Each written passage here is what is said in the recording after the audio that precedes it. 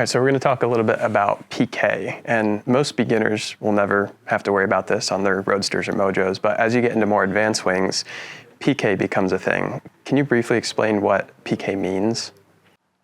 It's been invented with a purpose to give more range of acceleration with the same range of accelerator. We have so much, you can push with your feet, and but so much you want to gain from the wing. In competition, it was needed to be able to extract more, and someone came with the idea to actually link the amount of acceleration with a system of line and pulley to obviously release in the back the same than what you've pulled in the front. So you could have kind of double the amount of speed range, and on the normal wing, you only have the range in the front, and that's it. Yeah, so this is something like you would find on a Roadster, a standard riser, Exactly. where the trims and speed bar work independently of each other. But then this is a half PK and this is a full PK, and when you get to these, you're actually putting all of the speed range, the trimmers and the speed bar, into just the speed bar. Exactly. What I forgot to mention is the fact that it was also with a purpose to be efficient in slalom competition. And in slalom, you can't be pulling the trim, releasing the trim every time you are in between slalom. So everything is in your feet. This is why it has this restriction, because you could argue that even on a roadster, you can have the same sort of range, but it's done in two different steps. Right. So the purpose of the PK was to be more efficient in slalom competition. Yeah. And a byproduct of that is almost a safety feature when you're flying at a high speed and say you hit some bad air and you have a collapse. Now you have the ability to return back to your neutral flying speed with just the speed bar, independent of doing anything with your hands, right? Exactly, yeah, everything.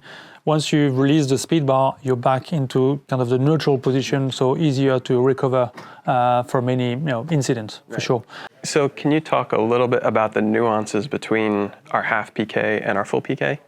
Yeah, for us, the full PK is only for competition pilots, because the downside is, because everything is obviously linked between the front and the back, when you're flying and all is static, it's all in kind of in shape, but if you kind of have an incident and kind of lose the front, as you can see, the back is going to release by itself because nothing is holding it, which won't be the case on a normal riser. So this is why that system has a bit of downside, and we wanted to kind of counter this system with, we call it a half PK, where the difference of load between the front and the back is not as radical. So we still have a system where when you accelerate, you release, but you release less to be able to have the front kind of counteracting the back better in case of an incident. Mm-hmm. So that's kind of the halfway between the standard version and the high-level competition risers. So on something like a Viper XE or Viper 6, if you're trying to do long-distance cross-country, it would be safer to be on a PK type riser where you can transition back into your neutral setting versus being fully trimmed out past the red line, correct? Correct, yeah.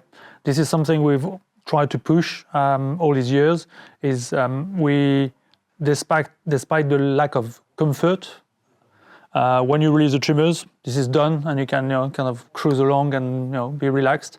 We kind of recommend to be more active. So with the PK system, all is in your foot and you can actively fly. So depending on what's going on, it's bumpy or something is moving, you can kind of modify the angle of attack and it's kind of safer.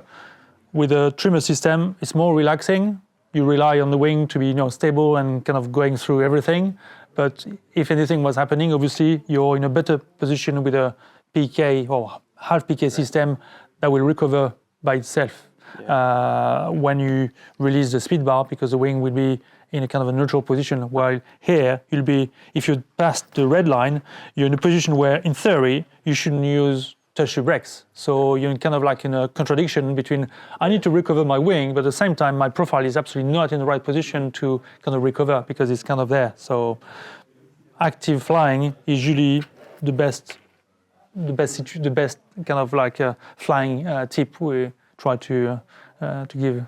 Yeah, I guess at the end of the day, every system has an advantage and disadvantage, and I would say it's important to know your system and how to use it, and then also make the right judgments of when you're going to accelerate the glider, because as you go faster, to some degree you do increase the risk, so you have to take into consideration the conditions you're flying and the altitude you're at, that you're not going to put yourself in a bad scenario. Yeah, that's exactly that. I mean, I've nothing add to that. It's exactly the right summary of knowing your materials, knowing each system to kind of knowing the pros and the cons of each system to do the right thing, and at least choosing why one system over another, and then that's and why you have to go fast in the first place. If you're doing slalom, you have a good reason, Sure. but there's a whole argument of like why does anyone need to go fly at 50 miles an hour unless you're trying to do a task or something like that.